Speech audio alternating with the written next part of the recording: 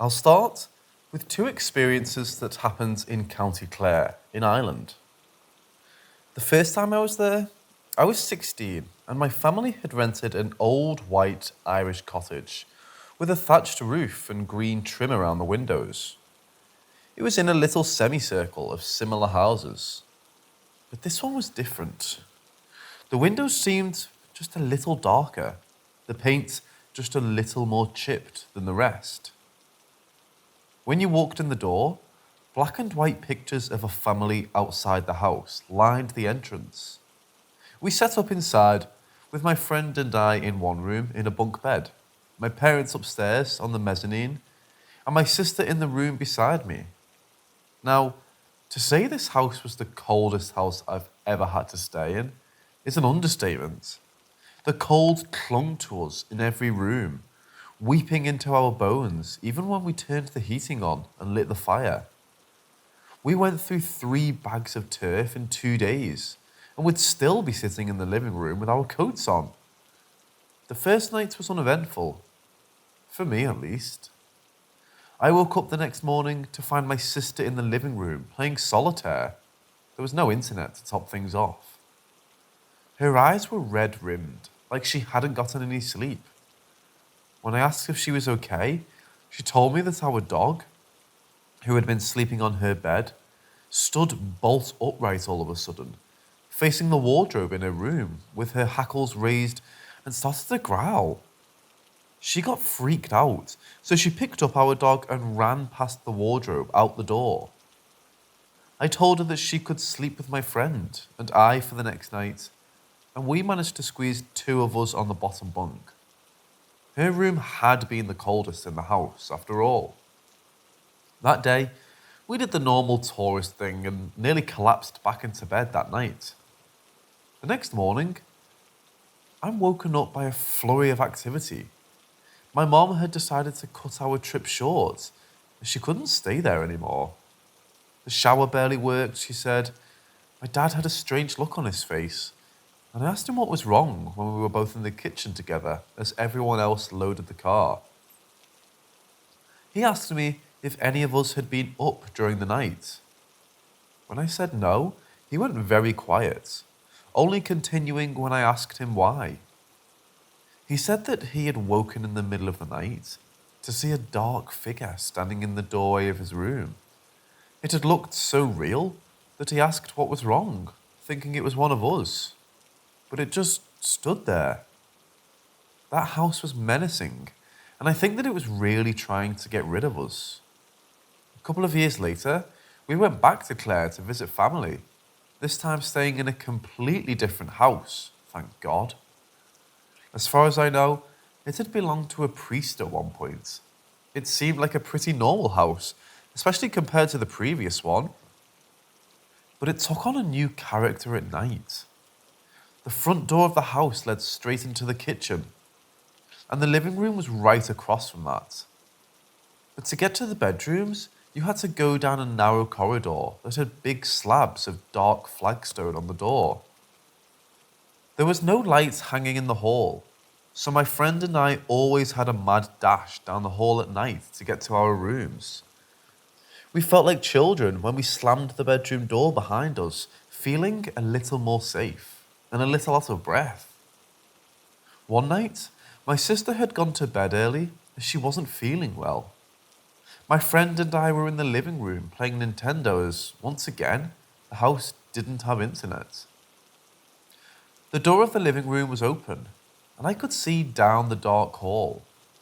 My heart started to race as I sat on the couch, and I almost felt as if I was going to have a panic attack. I lurched off the couch and slammed the door closed because I couldn't bear to keep looking down the corridor anymore. The next morning, my sister told me that she saw a dark figure standing over her bed at around the same time as this. She's never gotten night terrors or sleep paralysis, and she said that she pulled the covers over her head to hide. She's 3 years older than me. I was talking to my friend about something while standing in the bedroom in the morning, and suddenly, the tap in the bathroom turned on full blast for about 5 to 10 seconds. I could see the sink, and the actual tap had turned, as if someone was there turning it on and off again. I bolted to the kitchen. My poor dog now howls at night, and when he wakes up, she was about 7 when we stayed in the house, 9 when we stayed in the second, and she had never howled before we took those trips.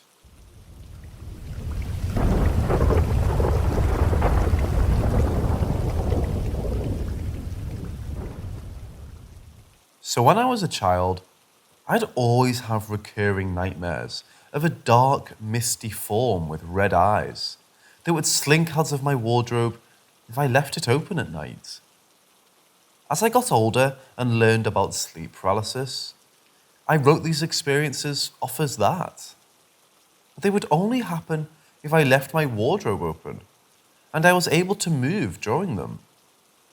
One night in particular, I remember the form coming out of my wardrobe and over the edge of my bed before seeming to grow and stretch over me on the ceiling, boring into me with those fiery, unblinking eyes. I remember grabbing my duvet around me and huddling against the wall beside my bed, trying to make myself as small as I could. I hadn't dreamed about the shadow in years, until a few months ago. I had a recurring nightmare of the shadow standing by my bed, looking down at me. It didn't come out of the wardrobe this time, but just materialized beside my bed and stood silent and unmoving for a few minutes before disappearing, leaving me unable to sleep. This happened for 3 nights in a row, and I told my sister about them because it had been so long since I had them. I woke up after the 4th night, relieved to have gotten an uninterrupted night's sleep. When I woke up, my mom knocked on my door and came into my room to sit on my bed. She told me that my great aunt had passed the night before. My great aunt was an amazing lady who had led a wonderfully long and full life, but she lived on a different continent to us, and I had been the last person in my immediate family to see her before she died. I can't help but think that the shadow I saw was an omen of her death, or else it's just a massive coincidence. Has anyone else had any experiences like this? Do you think that the shadows I saw as a child were the same entity as the one I saw recently? I can't find a whole lot of info on shadow people, and when I do, a lot of it seems contradictory.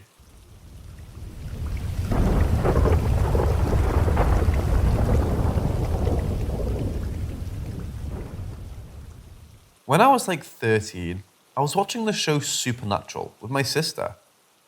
The episode was about Bloody Mary, and the next day, I was telling my friend about it, and I accidentally said, "In a candlelit room, you have to say Bloody Mary, Bloody Mary, Bloody Mary, in front of a mirror, and she will appear."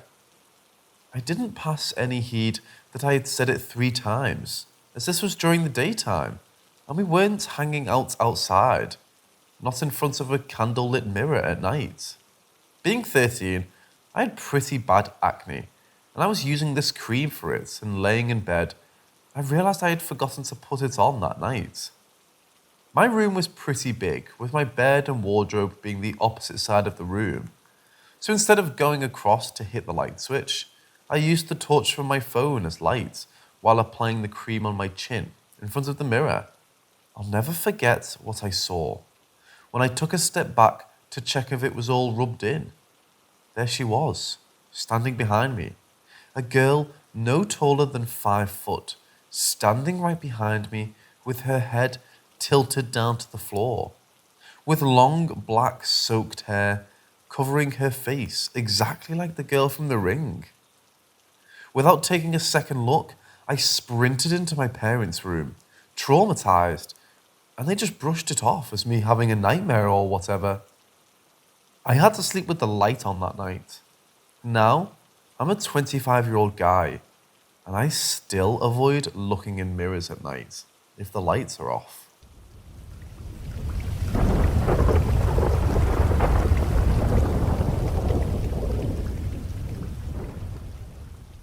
This was about 2 years ago, while I was on vacation in North Carolina. Me and my family were on vacation visiting my sister who moved there. We were staying in an Airbnb, and my mom's boyfriend at the time and my brother went to go get ice cream to bring back for us. Me and my mom stayed at the house because we were tired. Our dog was on vacation with us, and she began to growl at the open door to the downstairs bedroom, while my mom and I were on the couch watching TV about 15 or 20 feet away. We both looked at the door at the same time and saw a glowing aura. The room was dark, but the presence was bright. It didn't light up the room, but we could see it. Didn't have very much of a figure, more of a cast of light.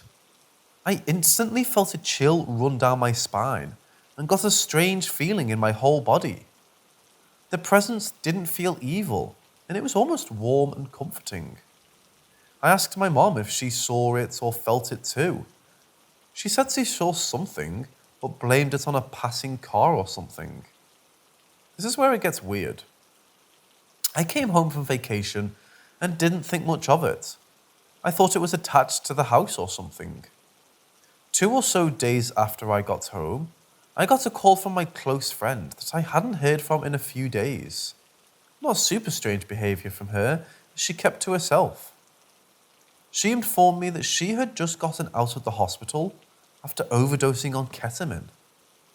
While she was in the ambulance, she was pronounced dead and had to be revived. Of course, the last thing on my mind was the light I saw on vacation. I asked when it happened and she said last Thursday night. And my heart dropped into my stomach. That was the night when I saw the light aura. I still wasn't 100% convinced that it was her though. I casually asked around what time it was and she said pronounced dead at 8:17 p.m. to be exact. I wasn't sure what time I saw the light, but I knew for a fact that my brother and mom's boyfriend had left around 8 p.m. I asked her if she remembered anything from it. I know, probably not the best question to ask someone who experienced being dead, but I was in shock. And she said not really, but she saw a bunch of loved ones flash before her eyes right before everything went black. I'm convinced that she visited me that night. I have a mutual friend who said they felt something strange that night of her brief passing as well. She's a very spiritually connected person, so this would make a lot of sense.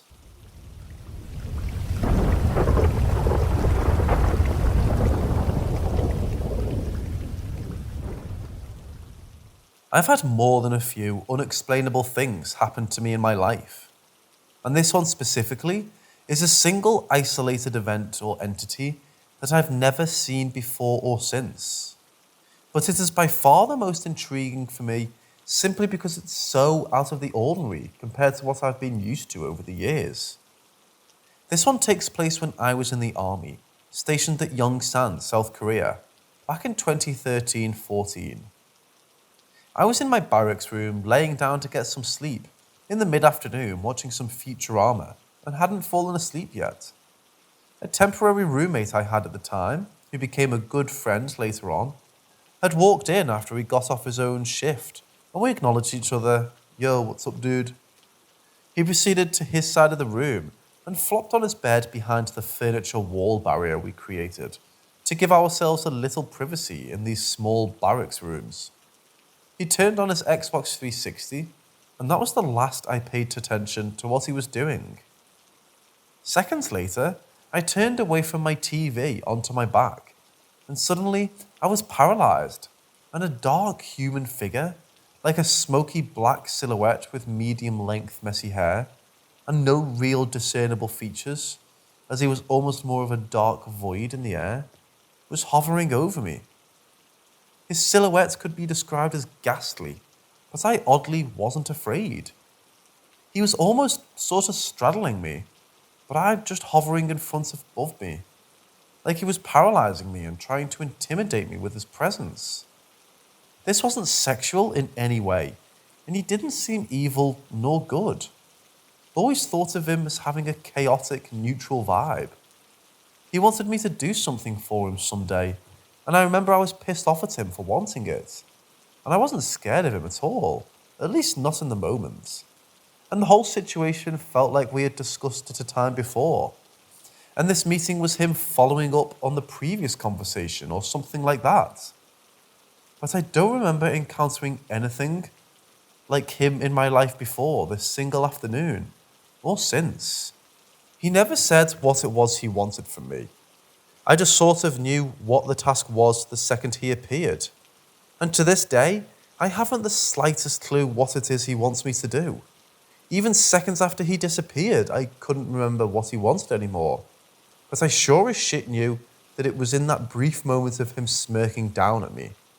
And I remember staring at that jagged fucking smirk on his face, and then back up to the smoky white holes where his eyes were supposed to be, and telling him sternly, almost yelling it, "No, I'm not doing that for you. It will never happen." He responded with a quiet but audible and confident chuckle, and he audibly spoke only 2 words a few seconds later. "We'll see."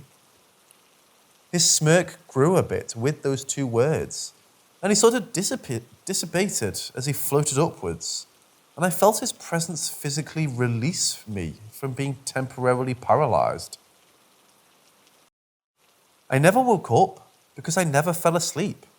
I just got up immediately, walked around the furniture to my roommate, and asked him if he'd just heard me talking weird. He heard all of it, word for word, including the entity's response. But he was behind the furniture barrier, so he didn't see anything. And he hadn't yet said anything until I walked around, because it all happened in such a short amount of time. I think I've said it a couple of times already, but I've never encountered this thing before or since. And I still don't want, or don't know, or remember what he wants me to do. So I firmly and downright angrily said no to.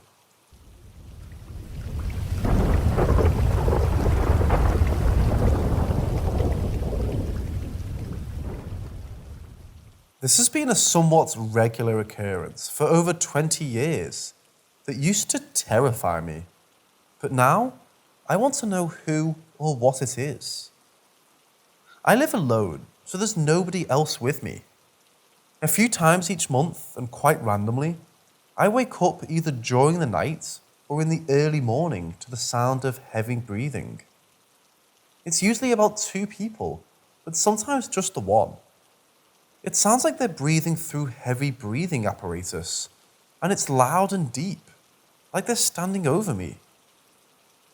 This used to absolutely terrify me, and I was convinced there was somebody else in the room, but there never was. And over time, I learned to relax and tried to go back to sleep. More recently, I've become super curious about who or what this is.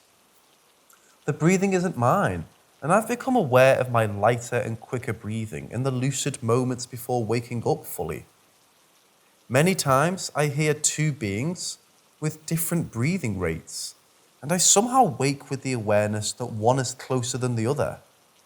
I never see anyone or anything, and I don't remember anything else. As I wake from the lucid state, the breathing is completely silenced, and I'm left with the memory of a few breaths only, and no other clues. Sometimes I can recall an unrelated dream I was just having, and this breathing interjects to wake me up. The breathing is not familiar to me in any other way, and it's not any memory that I may be unintentionally recalling. I've also moved house a few times, and now live in a fairly new premises, so I don't believe it's connected to anywhere I've lived. Does anyone else experience this?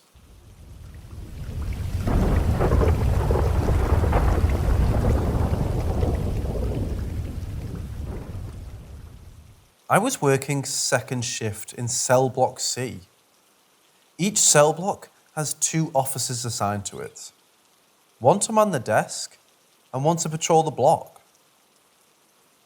My partner and I were getting set for lights out, just about to initiate lockdown with the last count of the day, in which the inmates can be out of their cells. We called for the count and started the head count. Each cell block was arranged in a 3-tier setup. They were shaped like a U with a staircase on each side near the front desk. As one officer walks the counts, the other waits by the desk. When the first officer completed the count, the officer that stayed at the desk recounts to make sure the numbers match. This process can take a while, especially if the inmates decide to play games. After count, we initiate lockdown. The inmates get about 2 hours in their cell before lights out. When it came time to shut off the lights, we both walked the tiers one more time to make sure all the beds had a body. 2 hours after lights out, we decided to do an impromptu, unofficial count to stave off the boredom. We both walked the first tier and each took one of the upper tiers.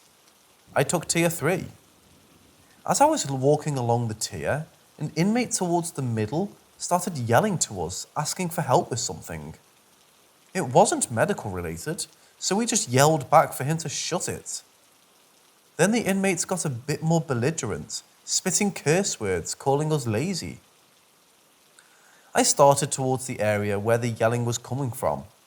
By now, the inmate was beating in the door, so it was quite easy to identify. And as I reached the door to get the inmate's name and number for the write-up, the sounds ceased. No beating, no swearing, no yelling. I looked into the door windows, and no one was in the cell. I looked into the cell on the left and the right, and saw 4 inmates, 2 to a cell, pale as a ghost with fear and cowering in the darkness as far from the door as they could get. I returned to the front desk to check the cell box list and discovered that no one was assigned to that cell. Later that night, about an hour before shift change, my partner was patrolling tier 3. He told me that while walking by that cell, he thought he saw someone step off the toilet and hang themselves. But of course, the cell was empty.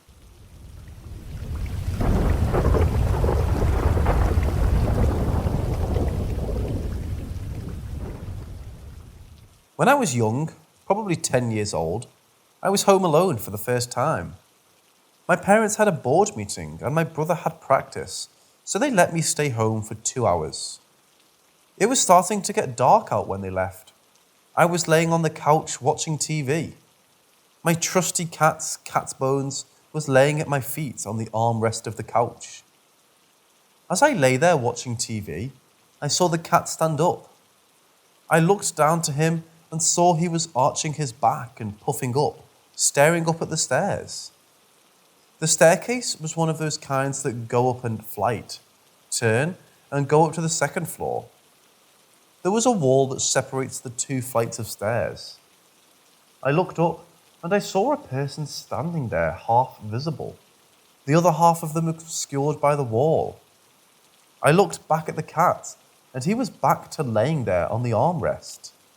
Young me, thinking someone had broken in, grabbed a baseball bat and searched the house. Having found no one and all the windows secured, I went to my room and sat in my bed. As I sat there processing what happened, a voice softly whispered my name from behind me. I leapt up and ran out of the house to sit on the porch till my parents got home. I never spoke a word of what I saw to anyone until 4 years ago. I casually told this story to my brother and sister. Little sis gasped and said she once saw the same thing when she was a teen. I have no idea of the house history, but we did live across the street from a cemetery.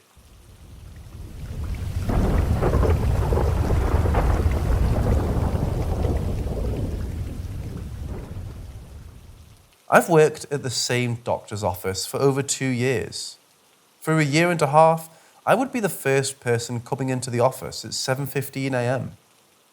I would always feel like I was being watched.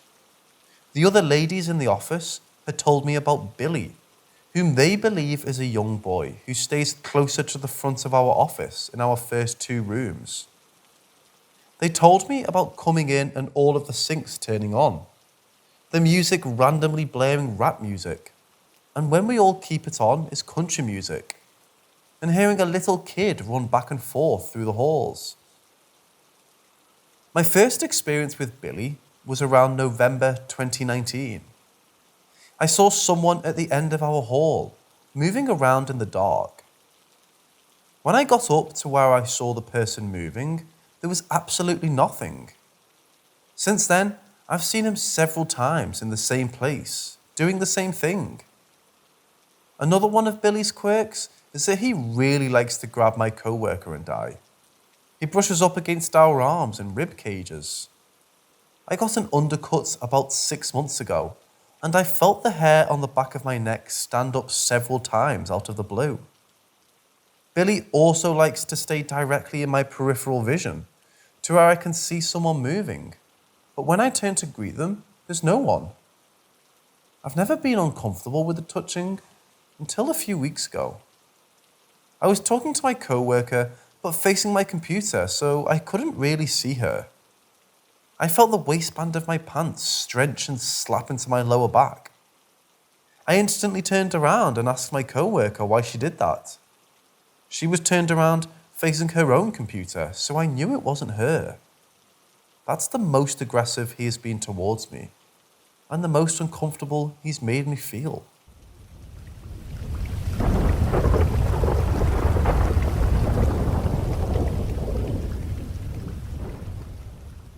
Some quick background. My family moved into this house in August of 2015 when I was a senior in high school. The house was built in 2006, so not very old. Since we moved into the house, my room has been the guest suite in the basement, while my parents' bedroom is on the second floor, and the kitchen and living room are on the main floor.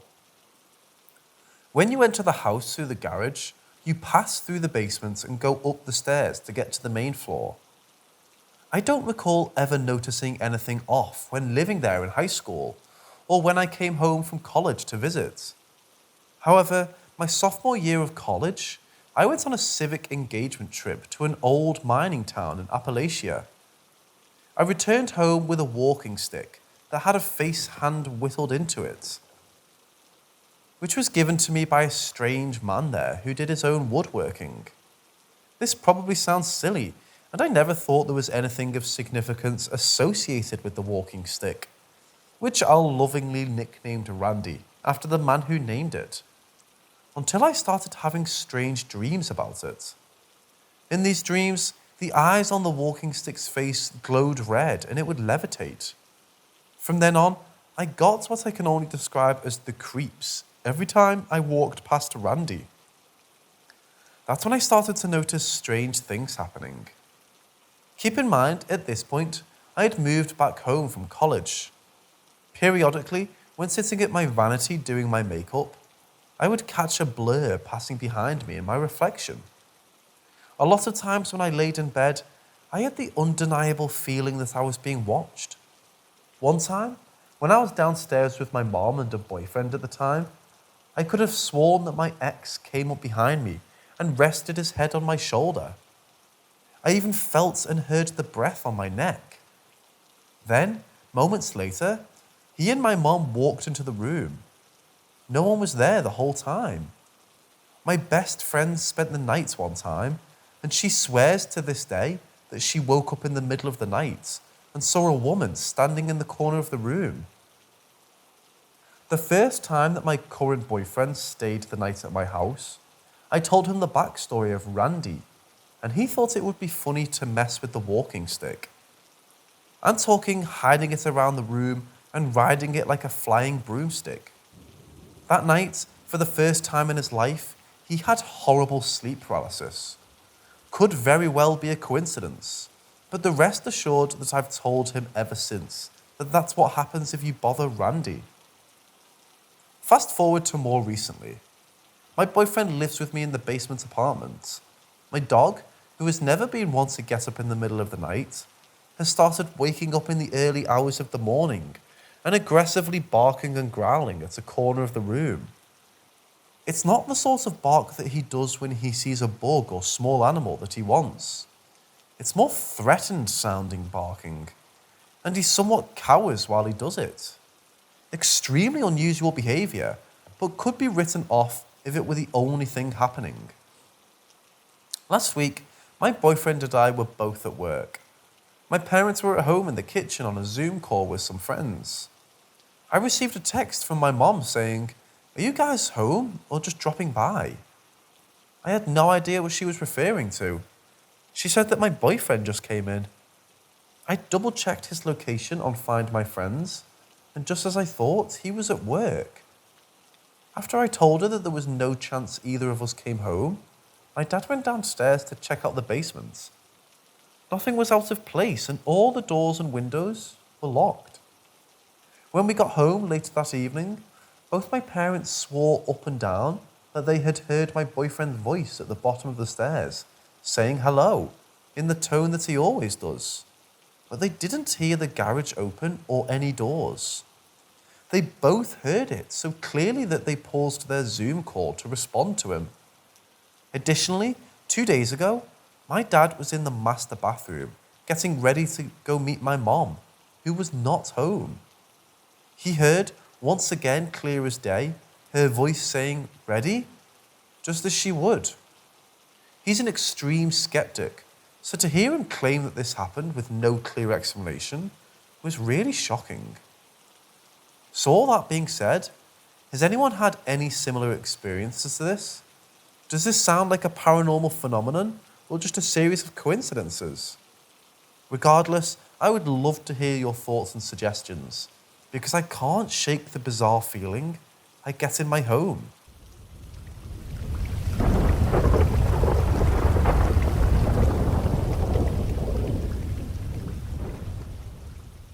I was 3 or 4 years old at the time this happened to me, but I have very vivid memories of my childhood.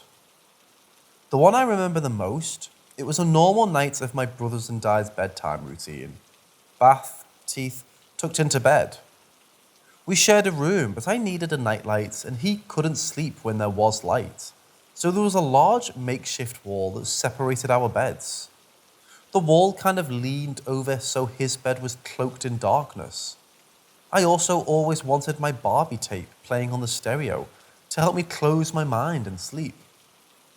I remember waking up having to pee, did my business, and realized I needed my Barbie on again.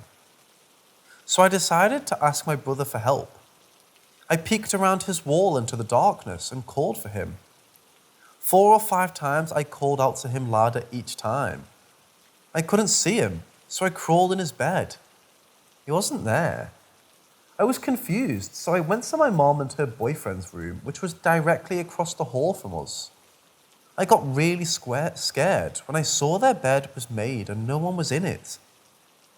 I started crying, calling out for them. No one was home. They left me. Where are they? Turned on the lights. I could reach in the house, which was only a 2-bedroom, sobbing still. I opened the front door to the house, looked down our neighborhood streets both ways. It was dark, but everyone's porch lights were on. I'd liken it to the foggy world from the movie Insidious. There was just no fog, and no one. I decided to go across the street to my friend's house I played with often, and was over there quite a bit to find someone, anyone. I knocked and wailed and again no answer. I opened their door, no lights on, no one home. I felt the dread. I knew there was no one anywhere. Somehow I just knew. I made my way back home in my Little Mermaid nightgown. Went back in my house, left the door open, hoping someone would come, and cried myself back to sleep in my mom's bed. Next morning I woke up. Everyone was back. I was still in my mom's bed. I remember being angry and sad, crying, exclaiming, "Where were you? Why did you leave me?" And they so nonchalantly said they were always there, never left. My brother too. They probably chalked it up to me having a nightmare, but I promise you, I was in another realm or astral project, but everything was real. I was able to do things. I don't know how that stuff works really. I'm just wondering, does anyone have an idea what's happened? I'm also left wondering if I woke in a new dimension or reality, different from the one I was in when I first fell asleep. This has always bothered me, and probably always will. I've tried to actually astral project. Never worked.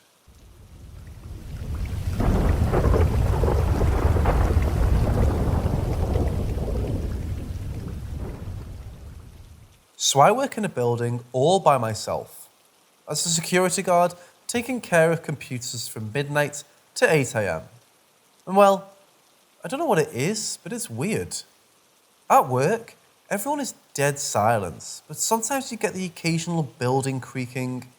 There's honestly nothing to do, so usually I'll take a seat between my patrols. Though it seemed like every time I get comfortable, I would hear noises, which means I gotta get up and check, only to turn up being nothing. I began to ignore these and began noticing the lights would appear to slowly get brighter or darker. Not by much, but a noticeable degree. I would notice because suddenly the walls around me just glowed brighter. Eventually, I began ignoring this too.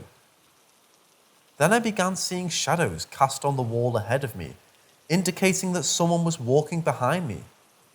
These would trip me out, but every time I turned around, nothing. They weren't exactly solid shadows, but weak, blurry ones, as if they were far away from the light source. Recently, I said fuck it, and decided to see what would happen if I did nothing. No reaction. Turns out whatever this is just intensifies.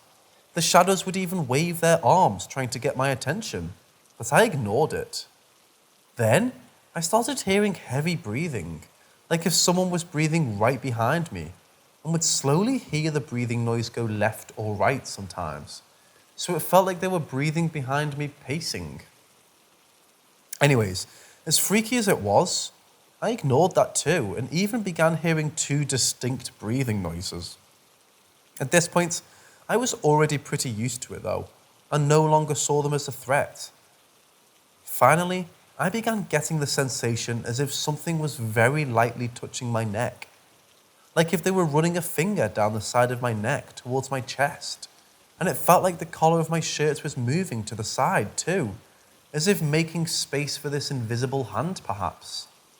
I didn't, however, try to look, because every time I would try to look at these events in the past, they would stop, so I wanted to see just how far this game would go. However, that's the extent of which it went. Well aside from eventually being able to feel like I knew their location when they're behind me, because I'd feel something like a line of tingling nerves running vertically down my back, pointing at the direction they were in. The ghosts didn't seem to try to push any further than that. Actually, I kind of feel as if the ghosts have slightly given up, as I have not had the touch sensation or the tingle sensation anymore. I did try talking to them, but no response. So I don't know. I don't mind these ghosts or whatever. I don't think they're dangerous. But does anyone know anything about ghosts and stuff? Like, to be honest, I kind of feel bad for them. They seem bored, and it would be nice to befriend a ghost. Or I'm going batshit insane. I don't know.